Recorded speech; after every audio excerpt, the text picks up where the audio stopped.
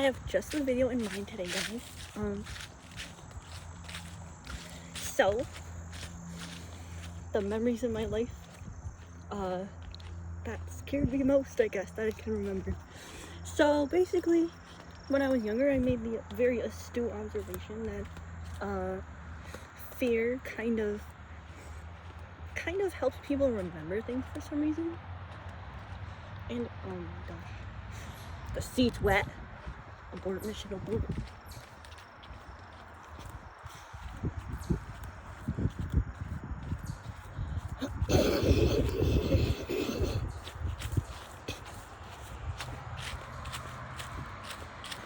There's literally someone outside like bullets, trying to get some privacy.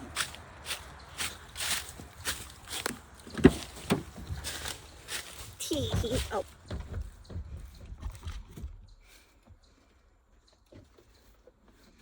Perfect. Oh, dang, it's cold out again. Alrighty. So, memory number one at the top of my mind, oh my gosh, is one time when my dad, brother, and I were on our way to my dad's mom's house to have dinner there. We would usually go around 10 in the morning, and then like I would help her cook, and my dad and brother would just hang out. So my dad was driving a orange Jeep Wrangler.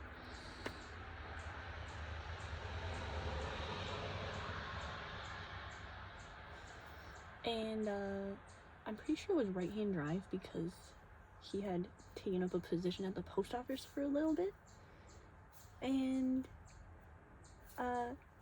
so basically we went around the sharp corner, and my dad kind of goes and drives pretty fast. So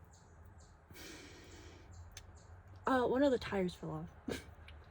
Literally, there was like a really big bump, and I'm pretty sure it was literally on my side of the car because it was on the back left side, which I'm pretty sure where it was sitting. And I was probably like, I don't know, 12 or 13. And that traumatized me, guys. I was also thinking about how I was thinking about trauma again, and how it's like just like the prefix or the base word of traumatized. And when I think of traumatized, I just think of something that was like really scary, that like was so scary that it just stuck in your brain, you know? Anyway, so yeah, that's one memory. Another memory is, well, this memory was like internally scary. Basically food poisoning from chain noodle soup, and that's like a pretty boring story. So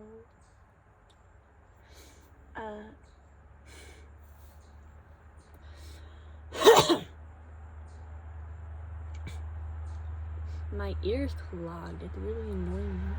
Also, I had to come out here later today. It's 9:48 in the morning, and the lighting's not as good now.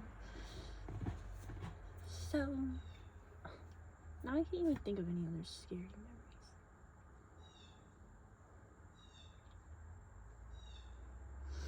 Oh yeah, there was one in school where basically I heard some kids in my school like bullying my brother behind his back at soccer practice. And my brother was like kind of chubby and overweight, and these kids were a grade above him in my grade. And basically it was like two boys talking to each other, and I think both of their names were like Jacob or something, or it could have been someone else, but I know Jacob was one of them. And so I heard them saying like that his hairdo, because my brother used to style his hair with hair gel because my mom got it for him, because I don't know, she like felt bad for him or something and like wanted him to like I don't know, feel cool or something. So he used to like slick it to the side, and he had kind of short hair, and he only did the front part, and he did it like that every single day. And he used that like blue bubble jelly that you get from Walmart. I think it was like LA hair or something. And I don't like that smell, by the way. I can still remember what it smells like. But basically, they were just like calling him a fag and talking about his hairstyle and stuff. And that really upset me because we were standing in line and it sounded like they were trying to say it loud enough so my brother could hear it. And my brother was standing all the way on the other side of the line, and I don't know if he heard it, but I did. Because I was a little closer to them.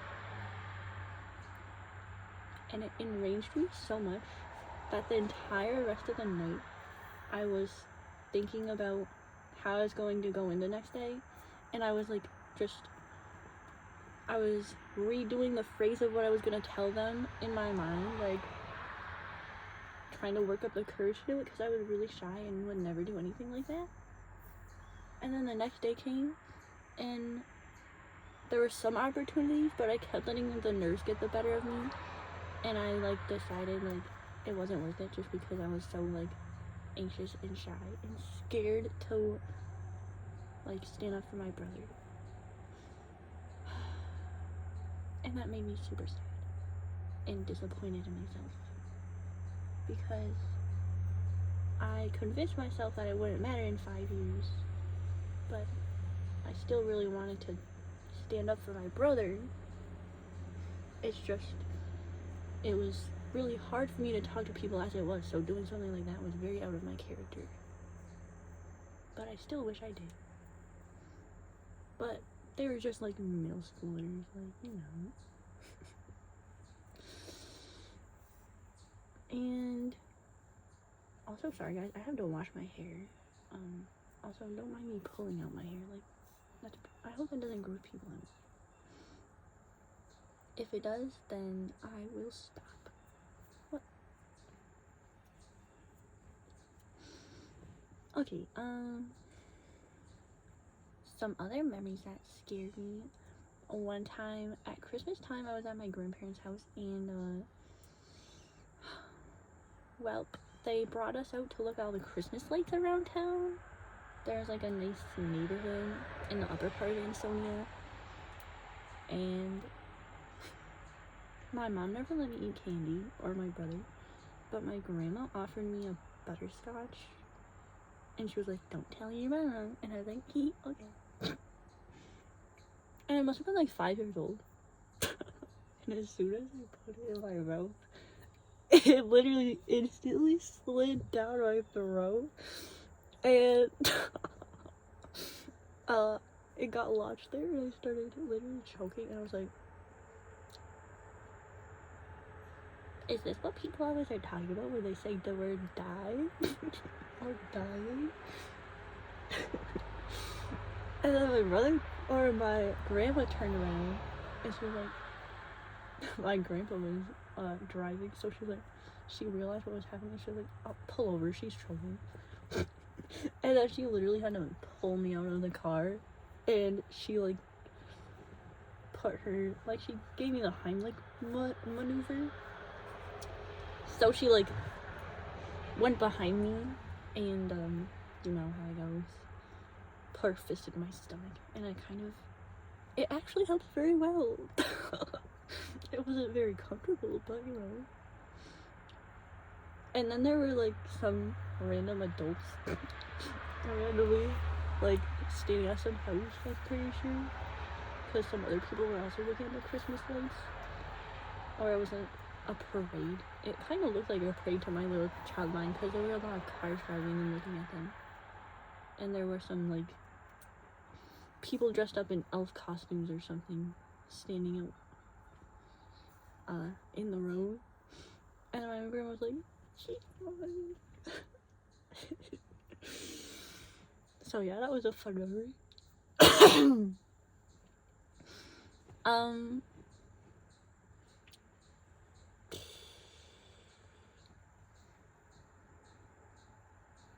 Sorry, I have a habit of, like, I don't know, I guess I'm ripping on my hair.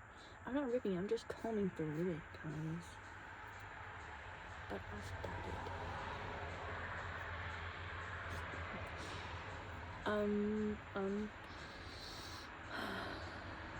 Another memory would be,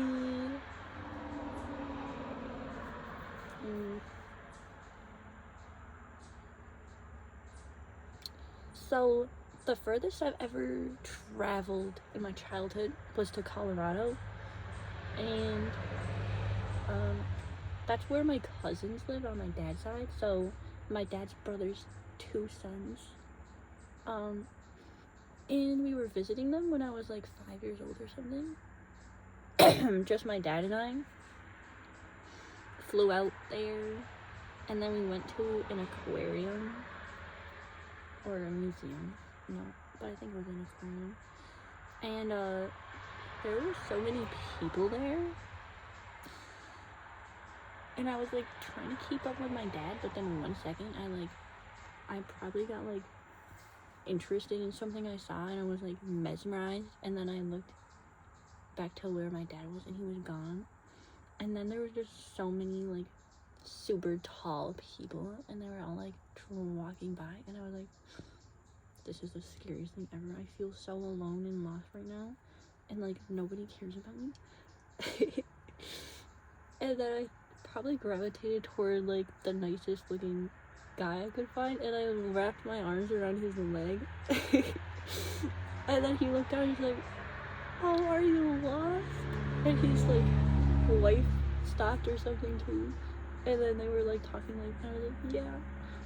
I nodded, and I was really shy and scared, and then it was like awkward for me a few minutes, but then my dad probably noticed the commotion, and then he resurfaced, and he was like quite embarrassed.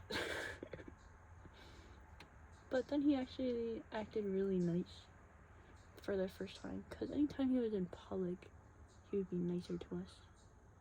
And it just really made me really happy to see him again. For those moments of lightness that he had.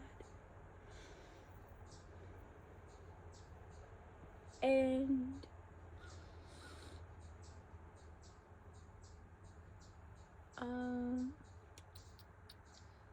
another time I was really scared was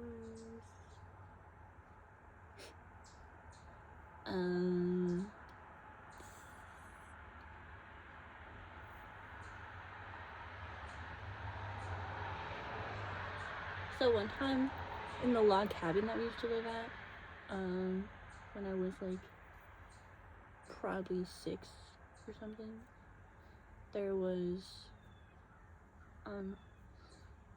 I've already said this before, I think, but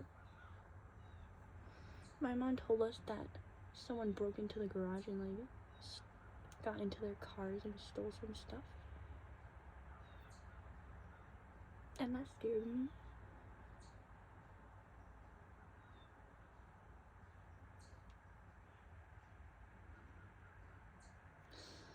Yeah, I thought there would be a lot more memories I could think of, but there's really not. This video is you know, maybe it was better in theory than in reality.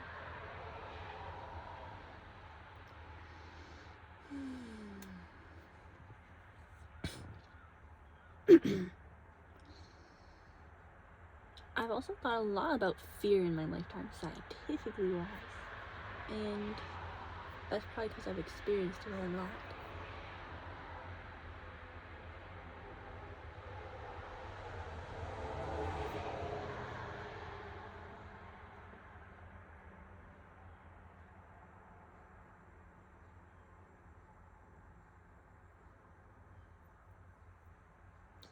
But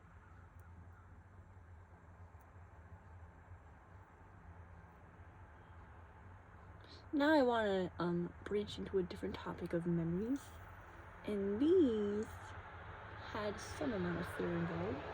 They were school memories. Because I was pretty much always on high alert at school, as I think most people. So, school memories.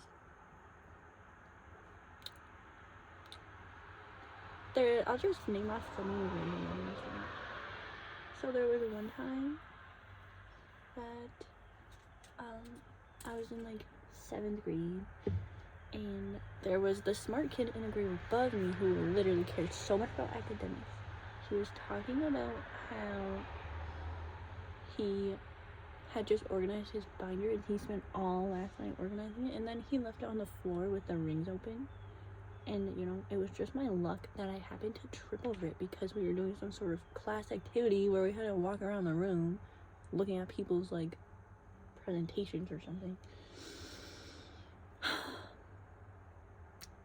And you know, of course that happened. And then I felt really bad, and I offered to help him pick it up, but he said no. And then later in line he was trying to get mad at me for not helping him pick it up when I literally asked him if he wanted me to. Like, I was obviously shy and about to cry anyway. Another school memory was presenting a Google slideshow to the class. I don't remember the details, so I won't even say that. In 8th grade, I was the valedictorian, but they changed the name to like Scholastic Scholar or something like that. Cause you know, school gotta like modernize everything. And so in 8th grade, everyone else was in groups working on certain books, and then I was working on Pride and Prejudice alone for some reason, because that's what my 8th grade teacher wanted me to do. And he kept on saying how amazed he was because it was a college level book and I understood it so well. And I mean, I thought he was just over exaggerating, and I never thought he was really that smart anyway. I thought he kind of just did it just because he liked the class, which was true, because after our class graduated, he left also. Even though he was always like, I am gonna be a teacher forever. And then, like, he ended up becoming a mortician or something somewhere in Florida.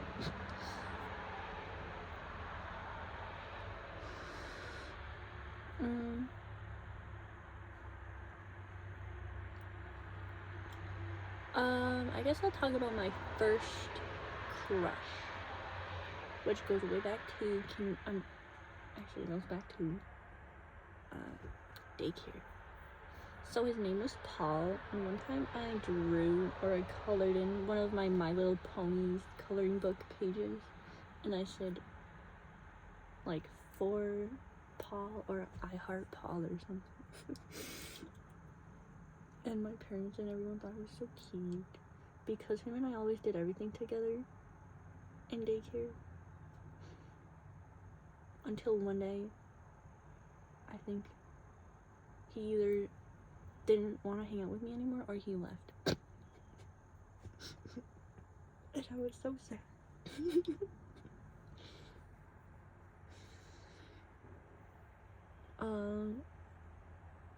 But now that I think about it, we grew up in such a weird place. People there were just so different. Like, I don't know why, but Vermonters are kind of all weird. And Vermont isn't even a good place. And like, the fact that my mom and dad even wanted to move to Vermont. Like, why would you want to move more up north, guys? They didn't really, I don't know, I guess they didn't think about the kids' point of view that much. Or they just thought we wouldn't mind. But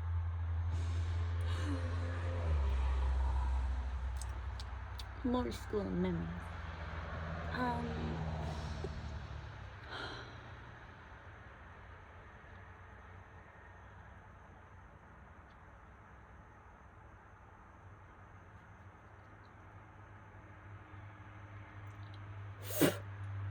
I was always scared to do the monkey bars when I was younger. And other people would do it, and I would be like, I mean, I would be lucky if I could only do one bar. I was a very skeptical and fearful child, thinking back on it. A lot of other people were very, like, just didn't seem to have any fear. Like, they were daredevils, in my opinion. And then I was, like, the opposite. Am I even talking loud enough? Probably.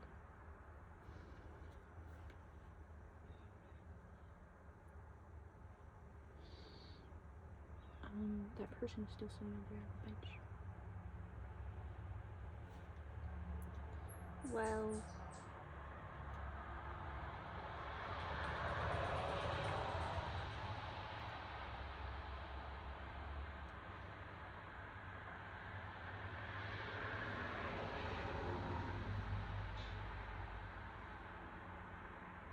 my imagination is not very good today. I feel like yesterday's video was a lot better, but now I'm like in a weird mood. I think I'm just ultronic tired.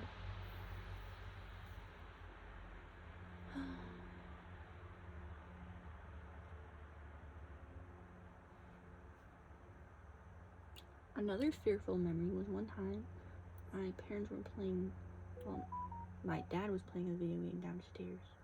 I think he was playing like Fallout 4 or something. And I was sleeping upstairs. And then I woke up at like midnight or something. An hour later. And then I heard someone banging on the door repeatedly. And I got so scared. And I like creeped down the stairs as quiet as I could. And then I looked over to the living room on a couch, and it was literally just them staring at a TV screen.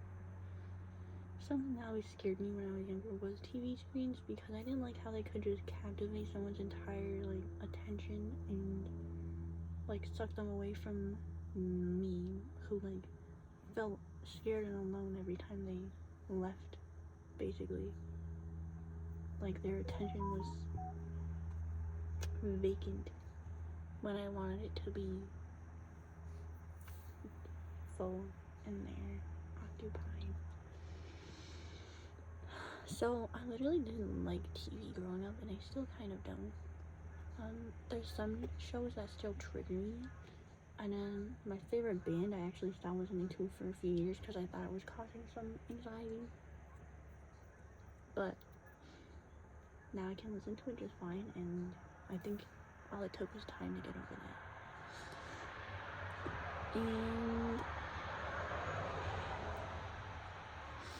so like TV shows like Hoarders and like those TLC shows that are so fake reality TV, and like there was a show called Monsters Inside Me about parasites in like rivers and stuff that people got really sick by. And there were shows about like Infested, and my mom watched all of those, and the whole setting alone would have been fine if the picture of the real world in the whole universe that I was receiving from the TV wasn't completely negative and terrifying. And eventually my mom had to stop watching those, and even as a little kid I would be like asking like, I want to watch that, because I didn't know any better, and it was just like dopamine, even though it was the worst actual stuff you could be consuming. My mom was like, no, because I think that's causing your issues, because you think you have like some kind of sickness inside of you or something. And I didn't understand it because I was only like 7 or 6.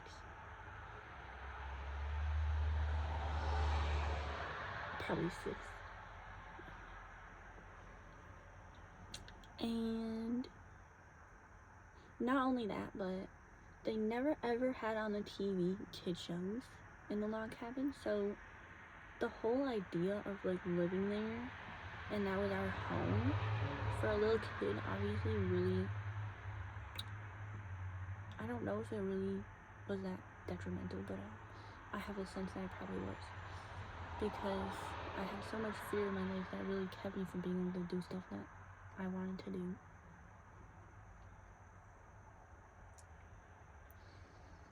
And so, if it wasn't my mom's horrendous TV shows or General Hospital, which I also was kind of like, made me feel sick, it was my dad showing us heavy metal videos, which was literally just demonic. Like, stuff that isn't really rated for kids. I wish they were more careful about what they expose us to as children. My brother didn't seem affected by any of it though, because I don't think he really thought that much about anything. He didn't have that much of a sponge brain like me, where everything I'm observing is very much critical to my like perspective and everything.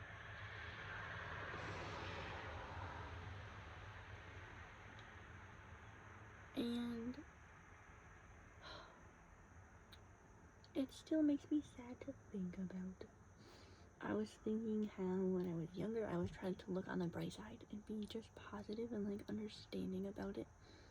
And I honestly thought it was like not even true, because I wasn't really sure whether or not I was supposed to think it was good or bad as a kid, because I obviously wanted to think it was good because it's easier to accept it. Just like if you're eating food that you like the taste of, it's easier to swallow if you like it.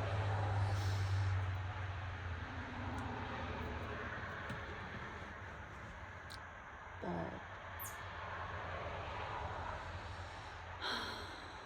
before, I had mentioned something about how both my parents tried scaring us for fun. My dad did it in a kind of sadistic, just mean, evil way, where he felt like he was a monster, which I've heard him say many times. And my mom did it in a way of, she actually just thought it was funny, kind of like psychopath, where she just would get actual a sense of humor or entertainment out of seeing us scared or making us afraid. I'm trying to think of a good example, but other than just telling us a lot of things to be afraid of, like bears, lightning, that was more like worries of her trying to keep us safe. But what I'm trying to think of is like, I don't know, for some reason I remember her like, I don't really remember. Can't remember anymore.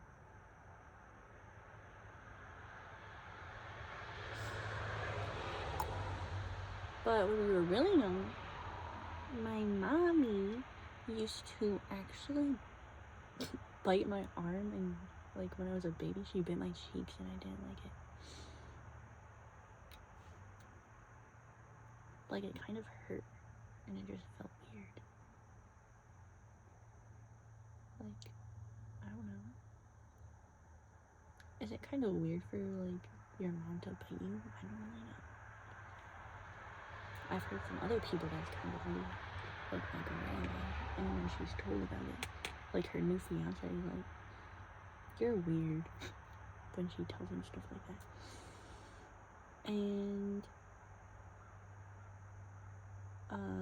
well, she's married, never mind, it's not fiance anymore, husband. So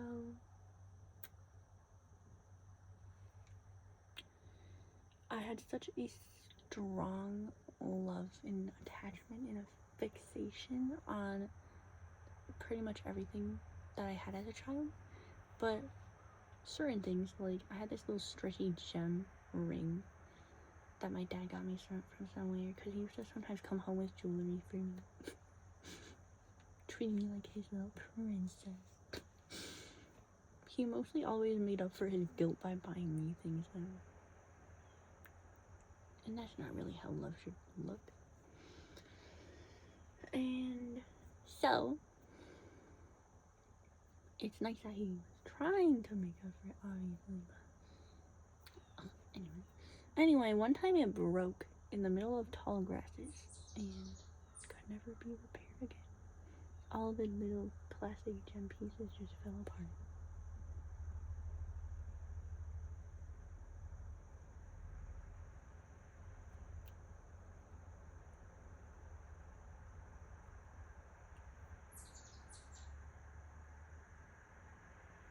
There was a lot of things my dad did that made us feel like he didn't want us. Like, well, he was very obviously trying to get the message across, obviously. Because it was true. But then every night before bed, of course, they would say that they love us, even though it's not true. Like, don't even try lying to me, because now you're just confusing my idea of what love is. So don't even use that word if you don't know yourself. I thought of another memory, but I forgot what. Can my brain stop being, like, such an airhead?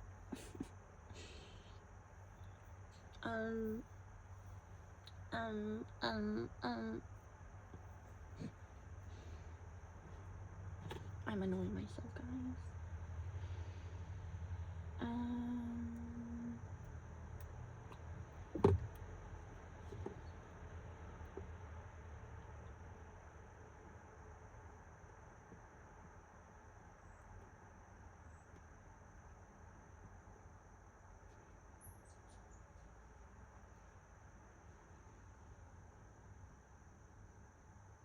First time I drank alcohol, during COVID, of course, because the only way to meet people was online. So, of course, I ended up meeting someone who I had met before on the bus.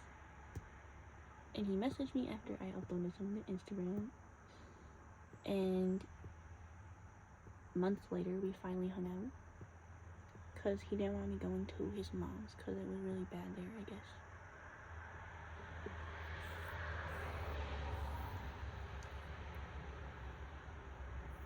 So my first time with alcohol was actually alone. I found my parents' old, expired, like, Southern Comfort and all their old alcohol that was in a cabinet that they didn't care about anymore. And there was some kind of bourbon or rum, and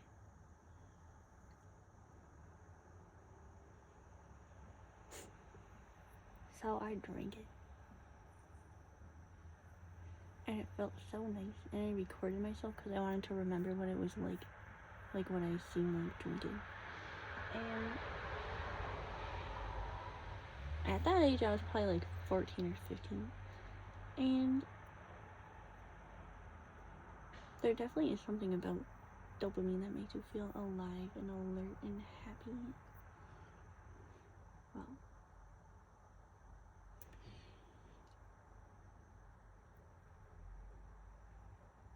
but then I started using it like pretty much every night for a few weeks, and I didn't want to get reliant on it, so then I stopped doing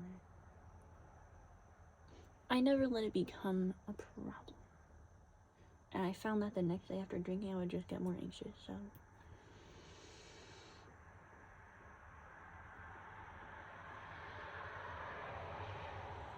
and I was literally just trying to get rid of my anxiety by doing that, because I thought my anxiety was because my brain was just too smart. So I thought if I made myself dumb, I wouldn't have it anymore, but it didn't work that way. But now that time has gone by, I don't have anxiety anymore. But now I have,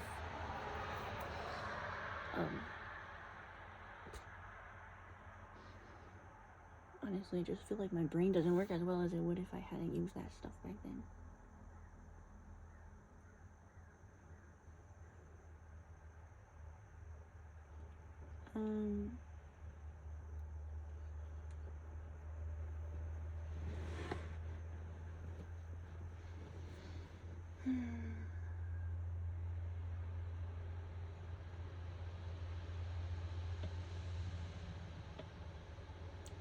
First time getting high, I smoked out of this little like bomb. with that same guy that also kind of made me think that it was normal to do that stuff, because he was my only idea of what the rest of the world was like, since I didn't have any other friends or exposure to anything. So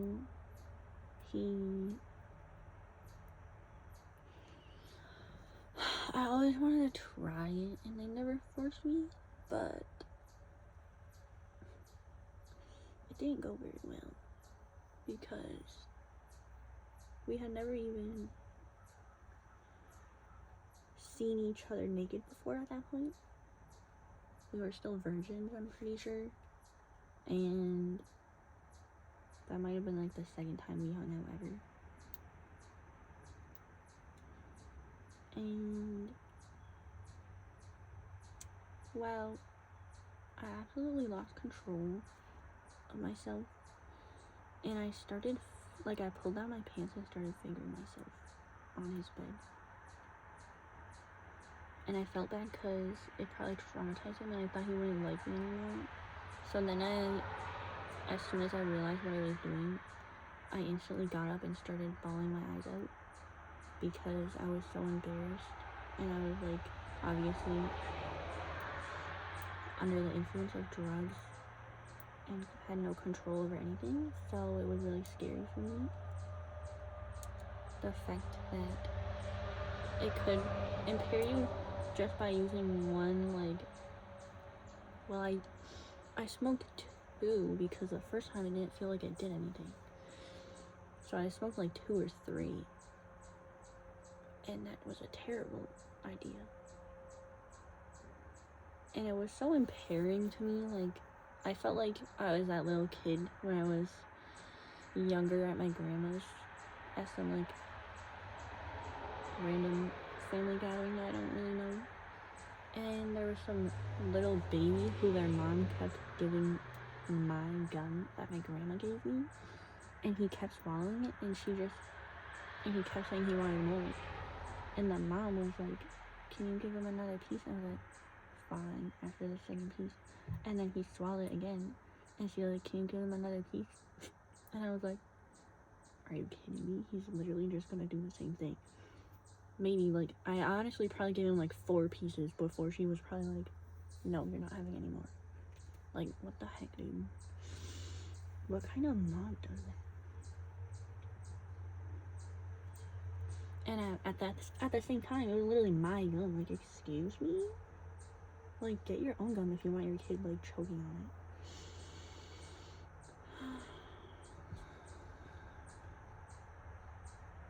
I was probably about 5 or 6 then, too. And, well,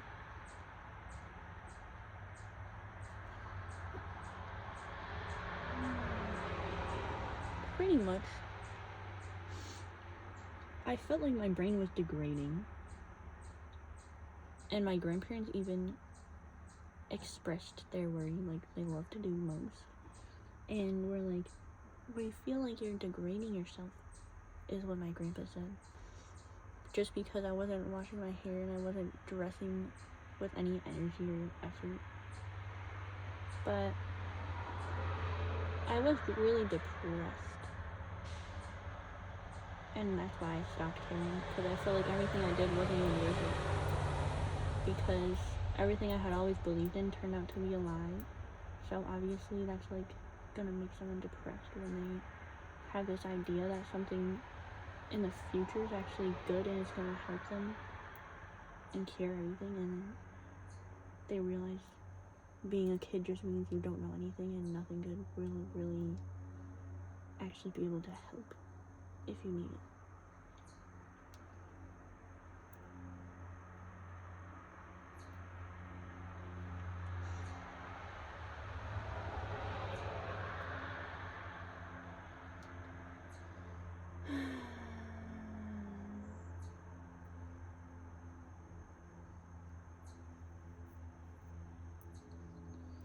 And sometimes we'd go fishing with my grandpa on my mom's side. just so I don't have to say which side anymore. You guys, my grandparents on my dad's side, we weren't really that close to. So if we ever were doing anything like eating food wise, it was most likely them. But other than that, it was probably my mom's parents. So Nons and Poppy is what we call them. My dad's side we'll call Nana Mac and Poppy Pat. So I also heard from my mom that before we were born, my Nana Mac basically said she wasn't ready for kids, even though her other son literally already had a kid a year before my mom got pregnant. So my mom was like, what the heck, dude?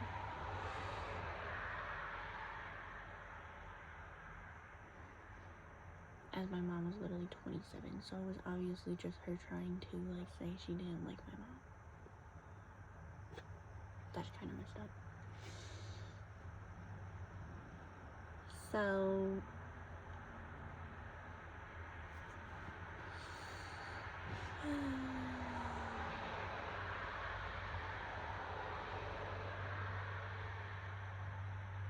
unfortunately, I feel as if my reality had been too much for me to handle, and so it affected my sleep a lot, to where now my memory's not as good as it used to be, which probably comes with old age, but I'm only 21.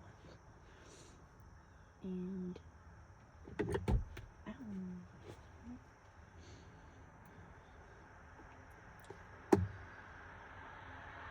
So yeah, I felt like I was fading for a long time.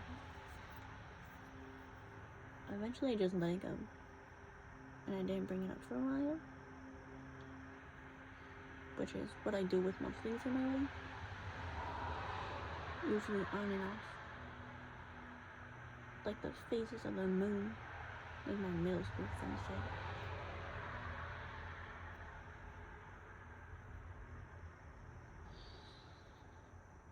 And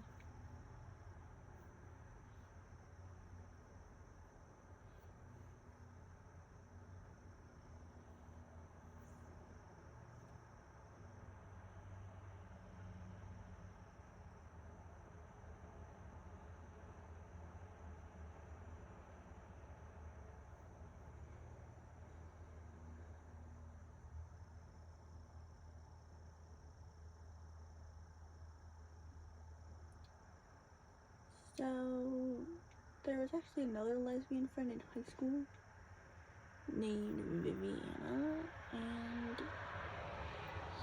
I went over to her birthday party once, and she was kind of always a weird person because she was a lesbian, and those aren't really haven't been normalized in previous years. So anyway, literally she didn't have that many friends, though she had more than me, probably. And not by much. Anyway, so she did my makeup, and her other friends left early, but she wanted me to spend the night. I guess I seemed vulnerable, right? But instead of spending the night sleeping, she wanted to pull an all-nighter. And I was literally eating her Tostitos and cheese dip. And I guess she was really jealous and had some issues. And she literally just randomly shoved my hand, she asked if I wanted to deep roll my finger or something. So then we were seeing how far we could do that. And then she literally shoved my hand so that my nail dug back in my throat, and it hurt a lot. And I was like, yeah, I'm never coming back here again. Because that was literally the first all-nighter I've ever pulled, and I was I really didn't want to do that. That was freshman year of high school.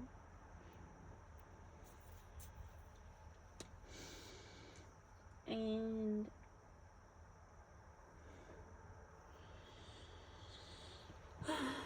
so tired. So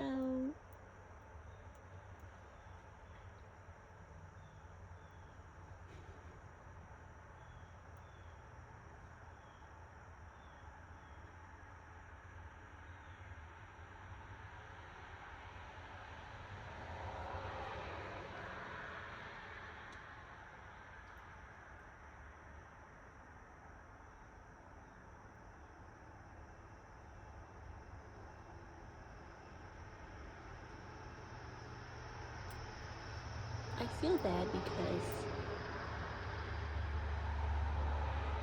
there are so many people who have like physical disabilities and they're not able to be mentally as present as they would hope to be because their generations before them have been shoved under for so long by other people who think they deserve better, which puts a lot of stress on them. So now it's showing up because we've been here for this amount of time through all the evolution and history and everything. And so now we're all pretty much just reliant on everything that has been constructed and said and built for us. Sorry that my eyeball literally keeps going to the side. I literally know, guys. It's because I'm so tired. And I don't know why else. But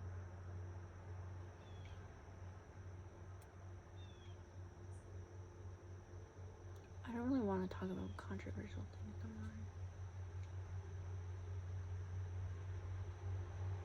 So I used to love going to my grandparents' house when we were younger because they spoiled us. Nons and Poppy. That's where I learned how to ride my bike, or a bike for the first time, tricycles, on their street. And I learned how to swing in Colorado, actually. That time I was visiting my cousins with my dad. First time I ever got my period, I think I was 13, which was a little later than people I was friends with.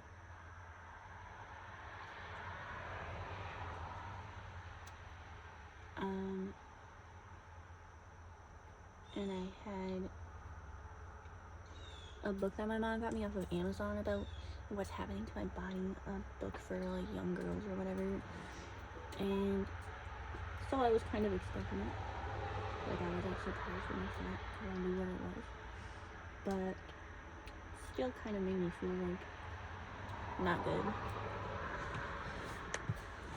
The visual appearance of it was like justification to the emotions I was feeling, or validation to them. But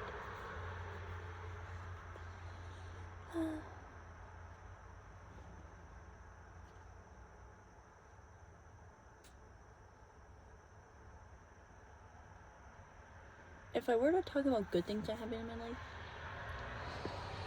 I mean, I have to think of them. Because I don't just want to talk about all the bad things, but at the same time, those are literally most memorable to me.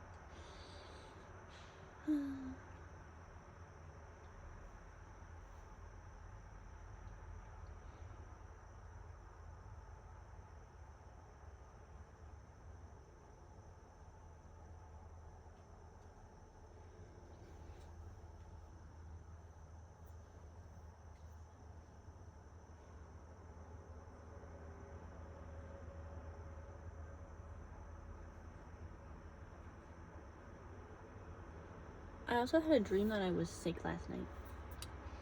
So now I feel like I'm getting sick.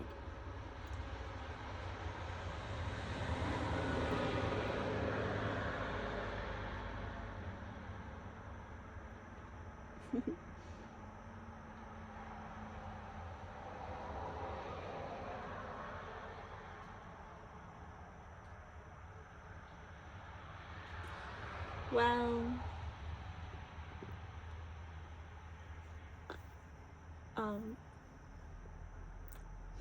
Guys, if you're wondering why my face just lit up, it's literally because,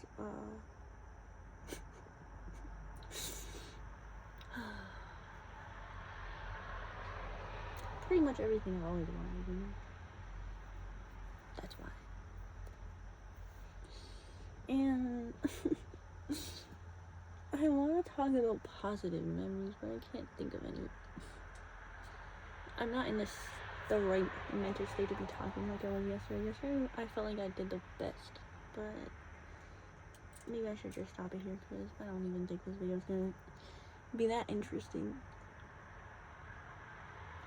Plus, I kind of just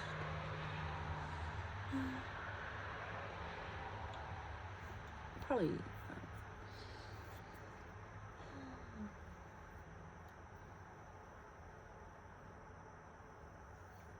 Well,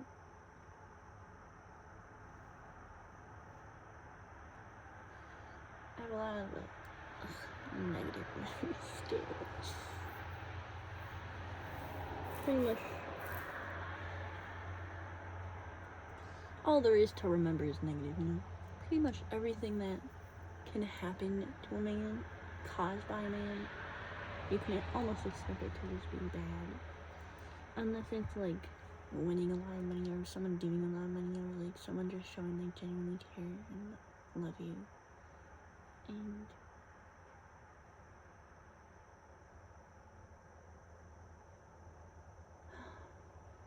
even if love did last forever, we would be gone before we knew it.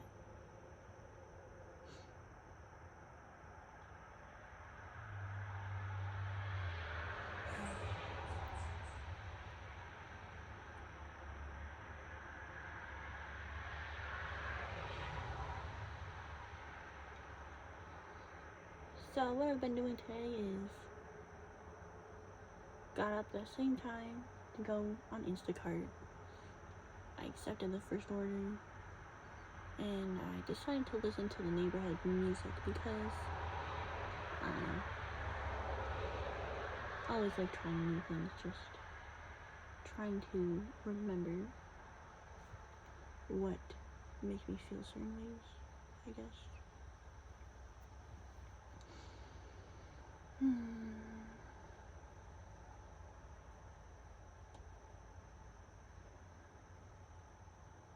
And I like uploading every day and recording every day because I know every single day is different for me.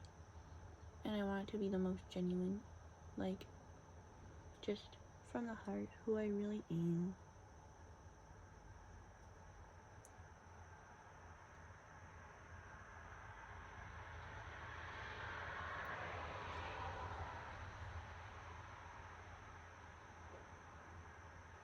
What happened to the, like, natural way of living where if you have an issue, you fix it yourself? Whereas now if you have an issue, you have someone else fix it. Or even more than that, you have, like, some company fix it through someone else.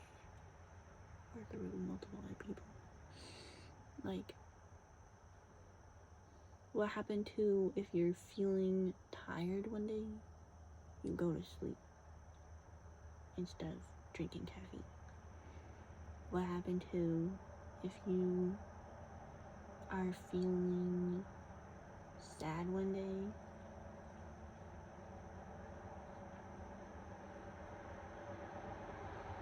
you go for a walk, do something that brings joy to your life?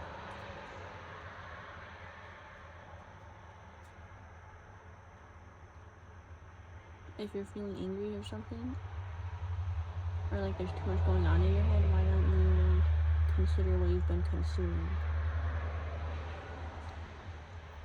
And like find a balance that helps your mood stay balanced as well.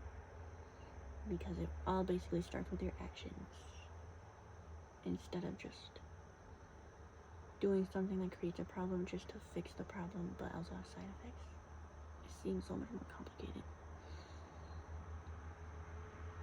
Where people in some countries and in some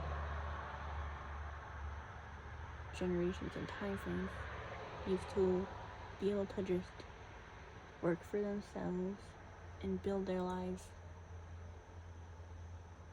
survival wise.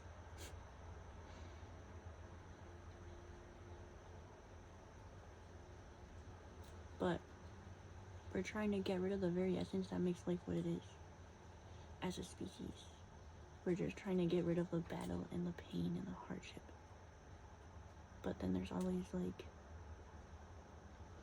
things that sprout up. It's not really ever possible to get rid of them because we're not honoring what we're made of.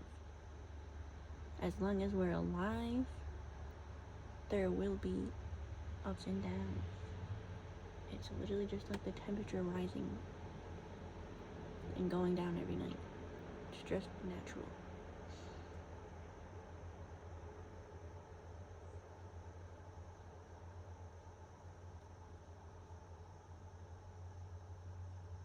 So during that phase when I was drinking and everything, sometimes I would drink. It would always be alone because I didn't like doing it with other people because I felt like I was acting weird. And there was one time I wrote a suicide note to my parents, but mostly to the world, because I was really hopeful. Like, I realized my life is pretty much helpless and pointless, because as long as I'm alive, no one's gonna listen to me and no one's gonna care to change anything. So I thought maybe if I died and if I wrote down everything that I believed in and I wanted to see change in the world, maybe people would listen. If I could write a good enough story for people to believe in and touch their heart. Even if I did that, nothing would have come of it probably. So it's sad that I was even thinking that.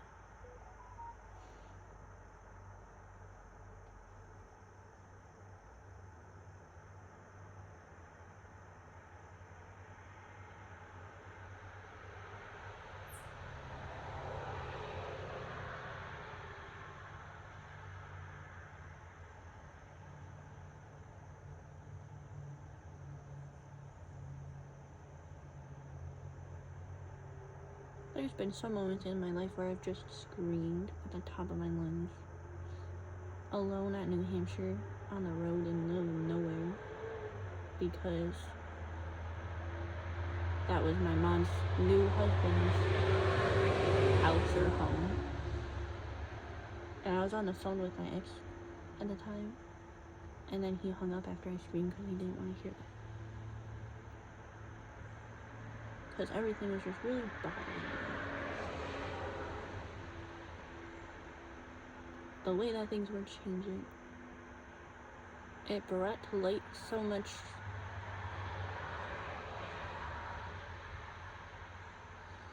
beneath the surface that I've just been collecting dust for so many years. And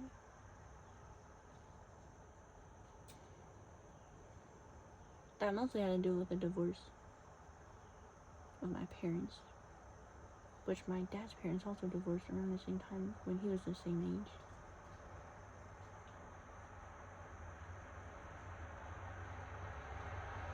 But my mom's parents are still together.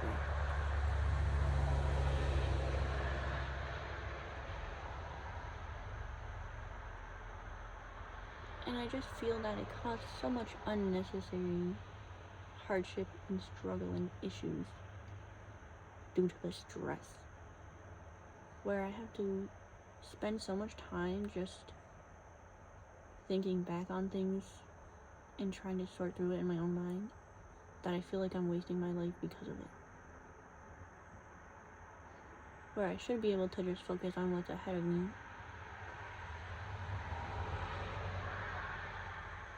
But as a young child, even a teenager, I was so afraid of looking back or forward. So I always just had to look within myself for comfort. That was mostly what made me think just very highly of the thought of not existing, but at the same time, it was just as scary to think of actually killing myself than it would be to exist and live.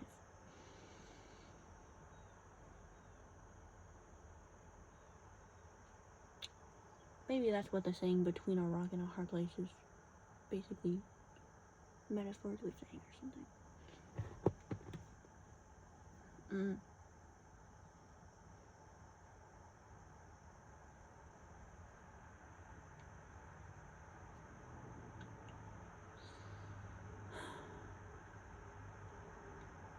And even if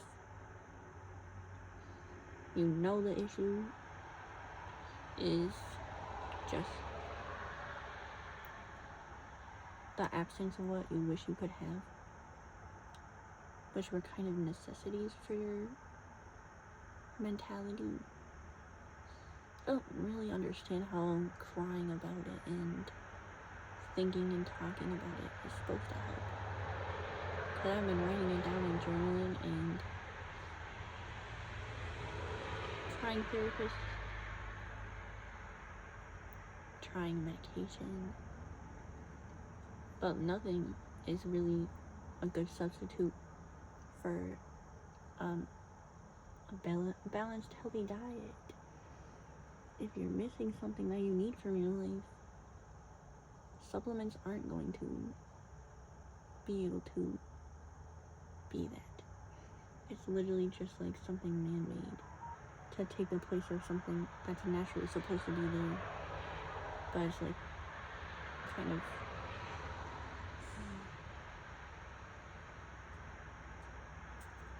it's like the echo of something real.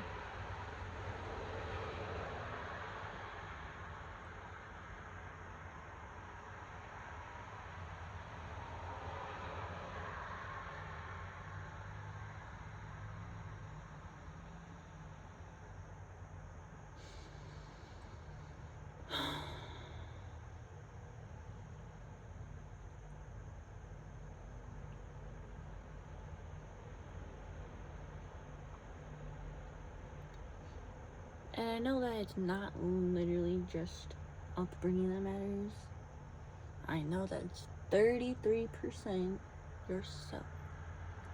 And within that little 33%, if you can imagine it as 3 circles, one's your environment, one is yourself, one is your parents. So, kind of like the 3 colors, red, blue, and yellow, or whatever, and then you like combine them all to create all the different colors. You overlap them. The color wheel, you know. Basically the same thing. And then 33% obviously adds up 3 times to 99%. Even if it's 99.999 repeating, there's still that like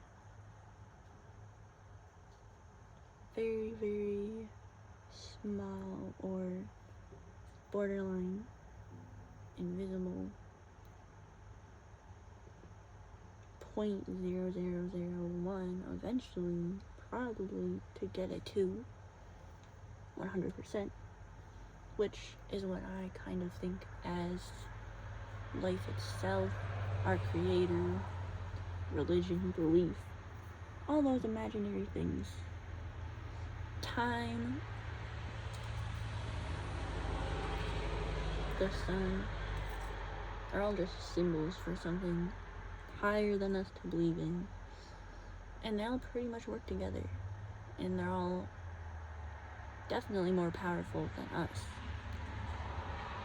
So, like, if you consider that on a daily basis,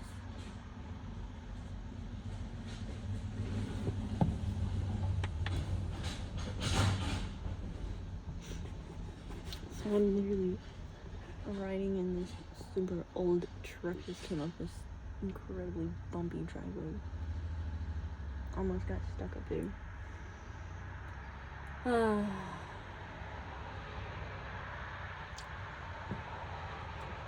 So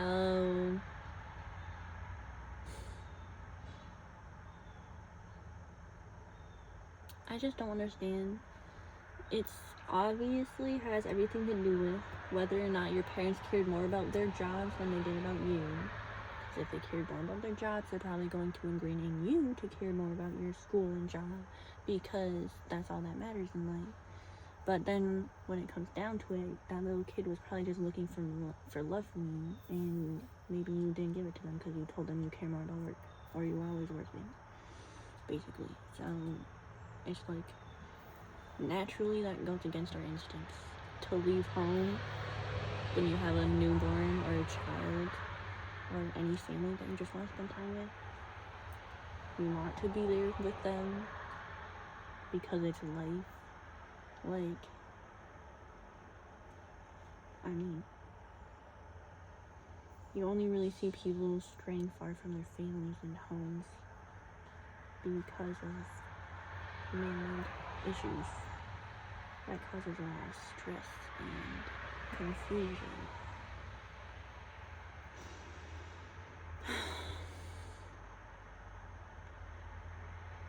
Yes, I know I said I was gonna end this video a lot sooner. And it's usually every time I say I'm gonna end it that it ends up going another 50% more. Just like any other addiction, guys. Procrastinate the ending, that's how it goes. And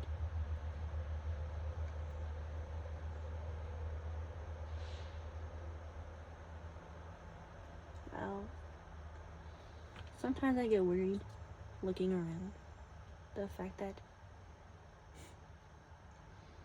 back then, just in my childhood, there was a time when I remember my grandparents not having cell phones, and it was okay still because a lot of old people didn't have cell phones yet. But then eventually the pressure of the world got to them, and they had to also go on there because they took away the ability to actually do stuff in your life. Whereas sometimes you can only do things on a cell phone now. And it's like, feels like we're strapped onto an airplane that we didn't consent to even going on in the first place. Kind of like being kidnapped or shoved into a duffel bag or something and just thrown in there like the useless tools that we are. Because literally whoever's in control of this aircraft is gonna do whatever they want and say they have a bad day or something because, I don't know, some people have bad days. And maybe they don't really care that much about us because they literally just did all this against our will anyways. Because obviously everyone has different opinions, right? But they're all agreeing in a place where they don't even care about us. Just normal people who aren't in that business.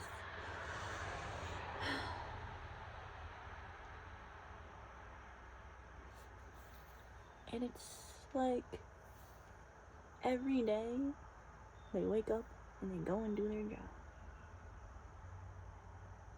But like, nobody, as long as they're human, really wants to do that. I mean, yes, they want to focus their time on doing something they're passionate about, but they don't want to be working for someone else unless it's someone who they happen to like or have a crush on or something. But really, it's just like, work is not fun. And work itself obviously is in its natural form necessary for life. But it's not in its natural form. It upsets me so much.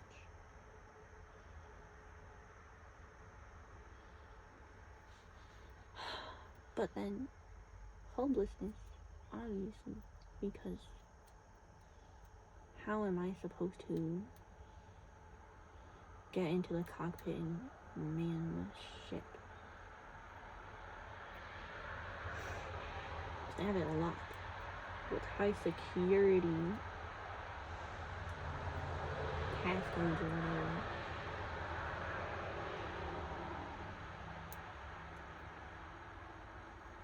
No amount of brute force would work, right?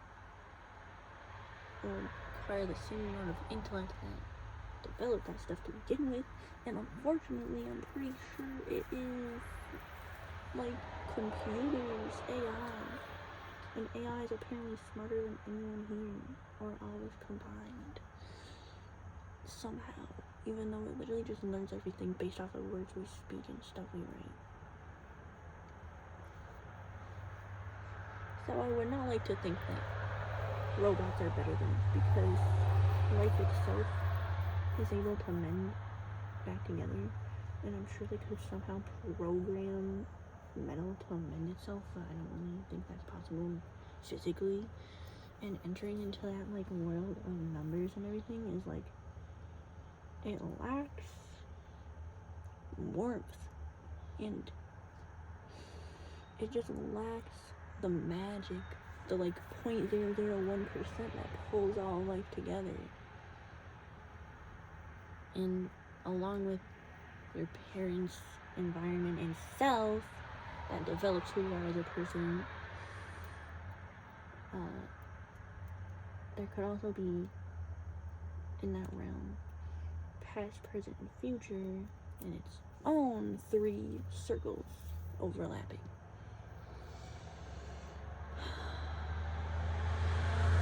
And that's literally all I think life is. Guys, don't ask me where I got those ideas from, because even the word idea itself I think of highly minutely and microscopic, honestly, to where just thinking about the vowels of every word makes a big difference in my word choices sometimes, even more than I can even be aware. And oh my gosh, I'm ripping so much hair out. I'm so sorry, guys. That is truly my bad. That is now literally evidence on camera.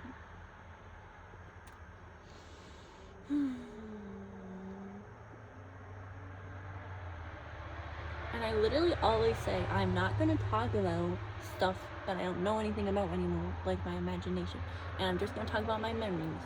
But then I always end up talking about it because in my mind the imagination is like kind of parallel to the future, and memories obviously are parallel to the past, and present is parallel to physical, and it's like the anchor between those two things. And so yeah, there's always gonna be limits, honestly, in my mind. Bouncing against the wall, basically. Do y'all want to see me go like literally cray? Because I just feel like dancing around right now to music. But I don't even have any music, and I don't have anywhere private to do it because I don't want any real people seeing me that I live near. Because those are actually real threats, guys. But like, the internet's just, it's like a ball of potential, but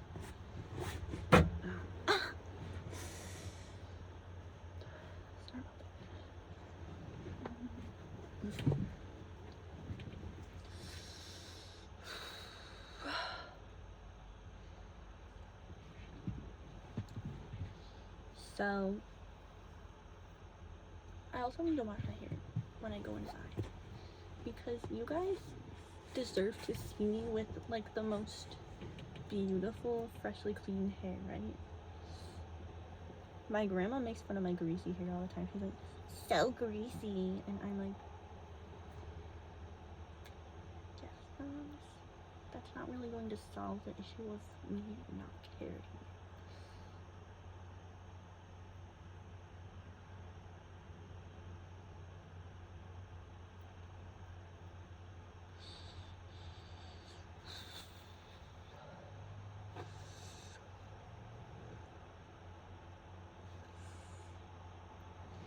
Because, you know, appearance is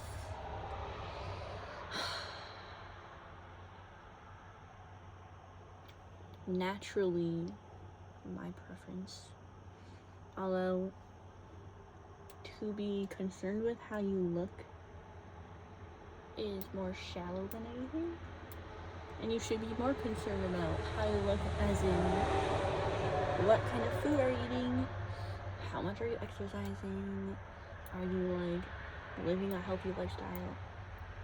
That's what I'm concerned with.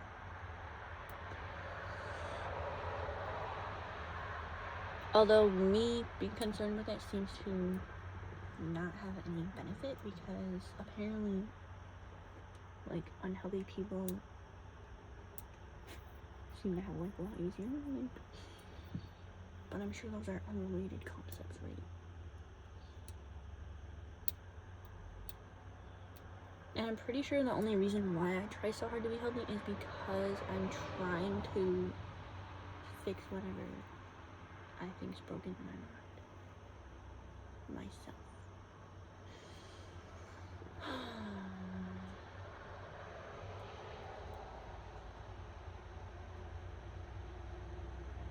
And I've had moments thinking back on my past that I'd rather not even talk about. And I'd rather just forget. Because, well, it's probably not even true that, like, if you write your own story, like, you know, make your bed, sleep in it, it's like, but basically stories evolve as they go on, and so I don't think anything in your past holds the potential to who you are in the present day.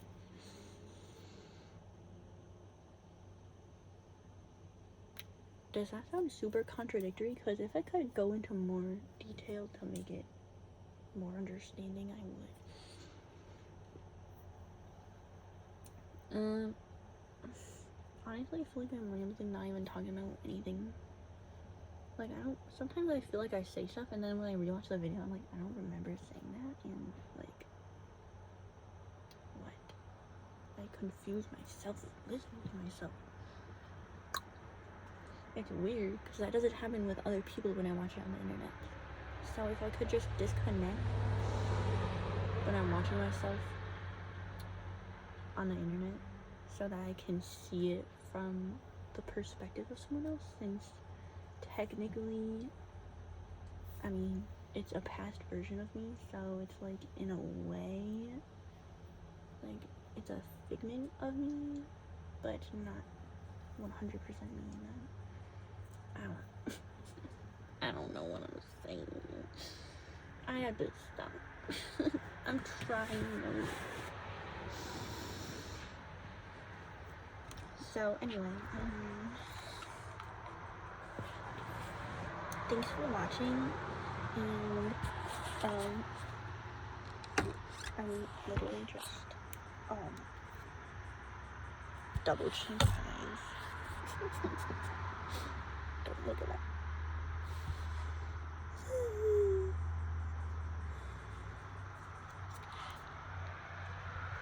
I'm just so bored, and I don't want to end the video.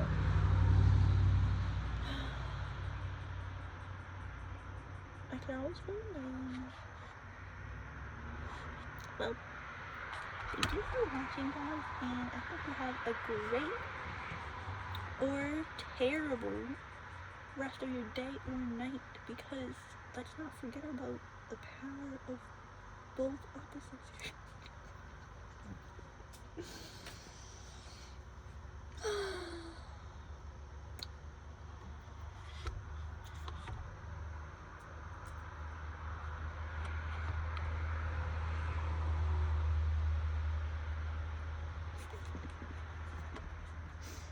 Guys, did you know I could literally like move my eyes like chameleons can?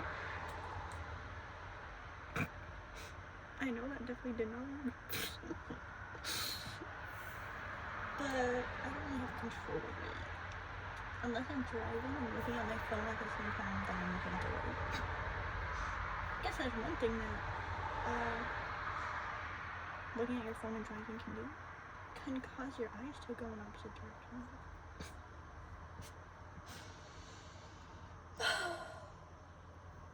I'm just gonna end the video before I say anything else absolutely atrocious.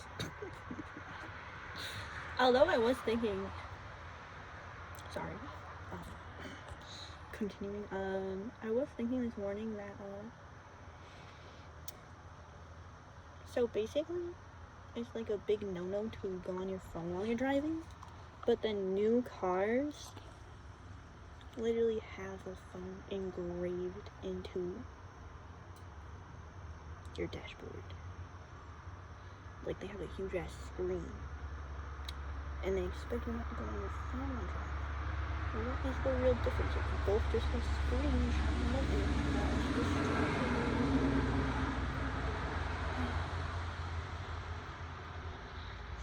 And then they have phone stands too. So I don't think they even really care about that no more. Which is also alarming because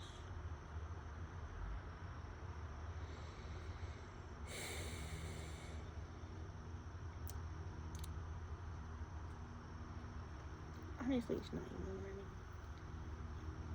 Only my grandparents would think it's an issue.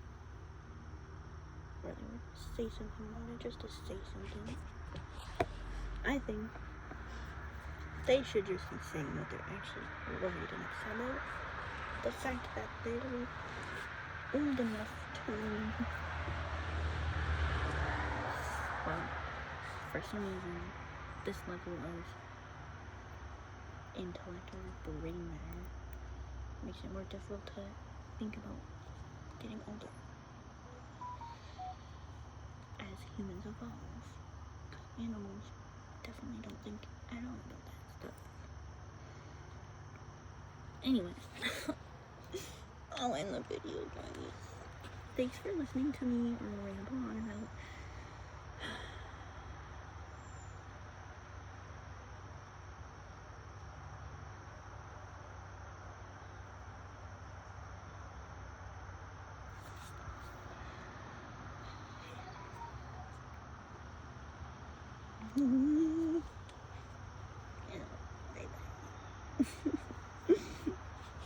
I'm so sorry.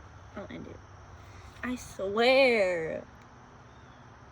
I'll end the fucking video. Just give me a second.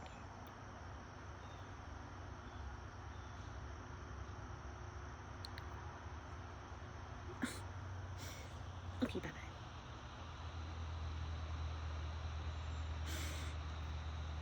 You know, I could do this all day.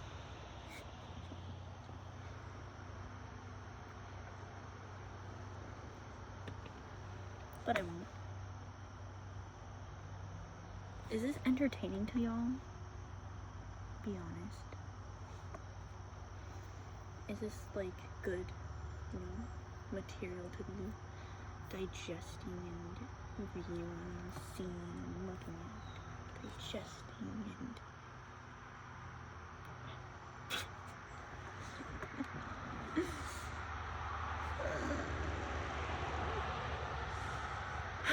Do you ever just think maybe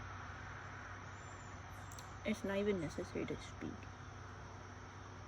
And do you think the reason people think it's necessary to speak is because other people give them that impression, and then their brain like filters it in their own mind, and then it comes out into your mouth? Whoa. That's a really weird way of thinking about it. You know, information goes through your ears and eyes, and then it comes out of your mouth. It's kind of a weird cycle. Okay, guys. I'll actually end it before it gets any more weird. Seriously this time. Look at that freckle I have right there. Oh my gosh, look at that freckle too. Oh, anyway.